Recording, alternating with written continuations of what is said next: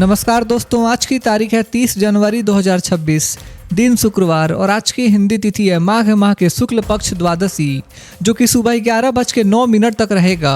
फिर 11:09 के बाद से त्रयोदशी तिथि हो जाएगी। तो दोस्तों, अब आज के दिन का इतिहास भी जान लेते हैं। इसी दिन साल 1948 में राष्ट्रपिता महात्मा गांधी की हत्या नई दिल्ली के बिरला भवन में कर दी गई थी। शाम की प्रार्थना सभा के समय नाथूराम गोडसे ने गांधी जी को गोली मार दी। गांधी जी ने जीवन भर सत्य, अहिंसा और शांति का रास्ता दिखाया। उनकी मृत्यु ने पूरे देश को झकझोर दिया था। उनकी याद में हर साल 30 जनवरी को शहीद दिवस मनाया जाता है। इस दिन देश भर में 2 मिनट का मौन रखकर उन्हें श्रद्धांजलि दी जाती है। तो दोस्तों, ये था आज के दिन का इतिहास। तो चलिए अब जानते हैं आज की देश भर की सबसे बड़ी खबरें। आर्थिक सर्वेक्षण 2025-26 संसद में पेश किया गया है। इसमें बताया गया है कि भारत की जीडीपी ग्रोथ 7.4% रह सकती है। सरकार के अनुसार भारत लगातार चौथे साल दुनिया की सबसे तेज बढ़ती बड़ी अर्थव्यवस्था बना रहेगा। सर्वे में कहा गया है कि प्राइवेट कंजप्शन यानी लोगों का खर्च देश की अर्थव्यवस्था की सबसे बड़ी ताकत बना हुआ है। इसका हिस्सा जीडीपी में 61% से ज़्यादा है। निवेश यानी इन्वेस्टमेंट में तेजी आई है। बैंकिंग सेक्टर की हालत सुधरी है और एनपीए घटकर 2.2% रह गया है। देश का फॉरेन एक्सचेंज रिजर्व बढ़कर $701 अरब हो गया है। महंगाई काबू में है, रोजगार की स्थिति मजबूत है और एक्सपोर्ट्स में रिकॉर्ड बढ़ोतरी दर्ज की गई है। सुप्रीम कोर्ट ने गुरुवार को UGC promotion of equity regulations 2026 पर बड़ा फैसला सुनाते हुए इन नियमों पर तुरंत रोक लगा दी है। देश भर में विरोध और कई पिटीशंस के बाद कोर्ट ने केंद्र सरकार और यूजीसी को नोटिस जारी किया है। मुख्य न्यायाधीश सूर्यकांत की बेंच ने स्पष्ट किया कि अगला आदेश आने तक 2012 के यूजीसी रूल्स ही देश भर के शिक्षण संस्थानों में लागू रहेंगे।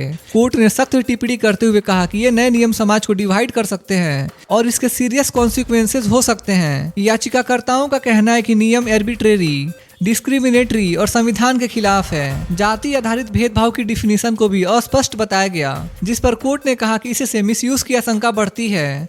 मामले की अगली हियरिंग 19 मार्च को होगी। UIDAI ने एक नया और एडवांस्ड आधार ऐप लॉन्च किया है, जो देश की डिजिटल पहचान व्यवस्था को और मजबूत बनाएगा।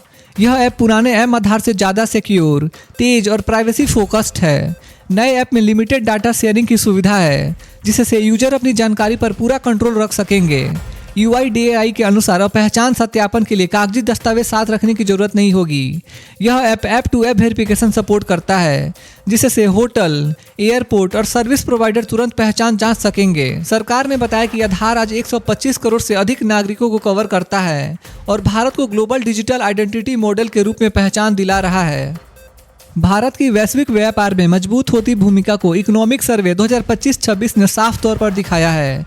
सर्वे के अनुसार साल 2005 से 2024 के बीच दुनिया के कुल मर्चेंडाइज एक्सपोर्ट्स में भारत की हिस्सेदारी 1% से बढ़कर 1.8% हो गई है। वहीं सर्विसेज एक्सपोर्ट्स में भारत की हिस्सेदारी 2% से बढ़कर 4.3% तक पहुंच गई है। वित्त वर्ष 2025 में भारत का कुल निर्यात रिकॉर्ड $825 बिलियन रहा।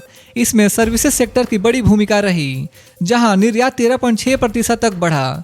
इलेक्ट्रॉनिक्स, फार्मास्यूटिकल्स, मशीनरी और ऑटोमोबाइल सेक्टर भारत के एक्सपोर्ट की सबसे बड़ी ताकत बने। इसके साथ ही एग्रीकल्चर एक्सपोर्ट्स बढ़कर $51 अरब पहुंच गए हैं। आर्थिक सर्वे के मुताबिक अगले 4 वर्षों में भारत एग्री और फूड एक्सपोर्ट्स में $100 अरब का लक्ष्य हासिल कर सकता है। इकोनॉमिक सर्वे 2025-26 के अनुसार भारत का इनोवेशन इकोसिस्टम तेजी से मजबूत हुआ है। वर्ष 2019 में जहां भारत ग्लोबल इनोवेशन इंडेक्स में 66वें स्थान पर था, वहीं 2025 में यह बढ़कर 38वें स्थान पर पहुंच गया है। सरकार की मैन्युफैक्चरिंग, रिसर्च, स्टार्टअप और टेक्नोलॉजी पॉलिसीज ने देश को वैश्विक इनोवेशन हब के रूप में उभारा है। PLI स्कीम से मोबाइल और इलेक्ट्रॉनिक्स निर्माण को बड़ी ताकत मिली है। सितंबर 2025 तक 2 लाख करोड़ रुपए से अधिक निवेश हुआ और 18.7 लाख करोड़ रुपए का उत्पादन हुआ। इस योजना से 12.6 लाख से अधिक रोजगार बने। भारत अब लोअर मिडिल इनकम देशों में इनोवेशन में पहले स्थान पर है।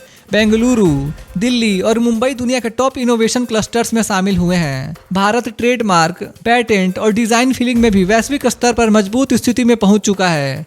सेमीकंडक्टर सेक्टर में 1.6 लाख करोड़ रुपए के 10 बड़े प्रोजेक्ट स्वीकृत हुए हैं, जिससे भारत चिप मैन्युफैक्चरिंग की दिशा में तेजी से आगे बढ़ रहा है। डिजिटल लत आज देश के बच्चों और युवाओं के लिए गंभीर हेल्थ प्रॉब्लम बनती जा रही है। आर्थिक सर्वेक्षण 2025-26 के अनुसार मोबाइल फोन और सोशल मीडिया का एक्सेसिव यूज युवाओं की मानसिक सेहत को लगातार नुकसान पहुंचा रही है। सर्वे में बताया गया है कि ज़्यादा स्क्रीन टाइम से पढ़ाई, काम करने की क्षमता और फोकस लेवल प्रभावित हो रहा है। इसके साथ ही स्लीप प्रॉब्लम और मानसिक थकान के मामले भी तेजी से बढ़े हैं। रिपोर्ट के मुताबिक 15 से 24 वर्ष की उम्र के युवाओं में सोशल मीडिया एडिक्शन के कारण एनेक्सिटी, डिप्रेशन और साइबर बुलिंग का खतरा गंभीर स्तर पर पहुंच गया है। इस स्थिति से निपटने के लिए सरकार ने कई कदम उठाए हैं। सीबीएसई ने सुरक्षित इंटरनेट उपयोग को लेकर गाइडलाइंस जारी की हैं। वहीं टेली मानस मेंटल हेल्थ हेल्पलाइन, निमहानस की सर्ट क्लिनिक और ऑनलाइन गेमिंग रेगुलेशन एक्ट 2025 लागू किया गया है। सरकार ने स्कूलों में digital wellness education, balanced screen time और ऑनलाइन सेफ्टी पर विशेष जोर दिया है, ताकि युवा पीढ़ी का भविष्य मानसिक रूप से सुरक्षित और मजबूत बनाया जा सके। अमेरिका के क्रिकेट खिलाड़ी एरन जोन्स को इंटरनेशनल क्रिकेट काउंसिल यानी आईसीसी ने अस्थायी रूप से निलंबित कर दिया है। आईसीसी के अनुसार उन पर एंटी करप्शन कोड के कई उल्लंघन के गंभीर आरोप लगाए गए हैं। ये आरोप मुख्य रूप से 2023-24 में बारबाडोस में खेले गए बिम 10 टूर्नामेंट से जुड़े हैं, जबकि 2 मामले अंतर्राष्ट्रीय क्रिकेट से संबंधित हैं। 31 वर्षीय जोन्स को अपना पक्ष रखने के लिए 14 दिन का समय दिया गया है। इस निलंबन के कारण वह फिलहाल T20 वर्ल्ड कप के लिए चयन के योग्य नहीं रह गए हैं। महाराष्ट्र के उप मुख्यमंत्री अजीत पवार का बुधवार को हुए विमान हादसे में निधन हो गया। गुरुवार को बारामती के विद्या प्रतिष्ठान मैदान में उन्हें पूरे राजकीय सम्मान के साथ अंतिम विदाई दी गई। उनके बेटे जय पवार और पार्थ पवार ने मुखाग्नि दी। अंतिम संस्कार में हजारों लोग शामिल हुए और अजीत दादा अमर रहे के नारे गूंजे। इस दौरान गृह मंत्री अमित शाह, मुख्यमंत्री देवेंद्र फडणवीस, शरद पवार और कई वरिष्ठ नेता मौजूद रहे। 1959 में जन्मे अजीत पवार महाराष्ट्र के सबसे लंबे समय तक रहने वाले डिप्टी चीफ मिनिस्टर रहे। उनके निधन से राज्य की राजनीति में बड़ा शून्य पैदा हो गया है। सरकार ने 3 दिन का राजकीय शोक घोषित किया है।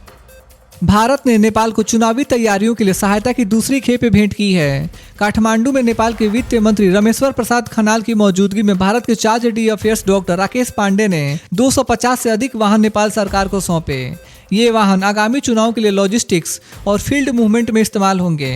नेपाल के वित्त मंत्री ने भारत का आभार जताते हुए दोनों देशों के पुराने मित्रता संबंधों को मजबूत बताया। इससे पहले पहली खेप 20 जनवरी को दी गई थी। आने वाले हफ्तों में और सप्लाईज भेजी जाएंगी।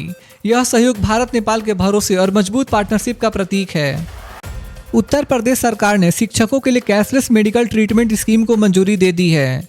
यह अहम फैसला मुख्यमंत्री योगी आदित्यनाथ की अध्यक्षता में हुई कैबिनेट मीटिंग में लिया गया।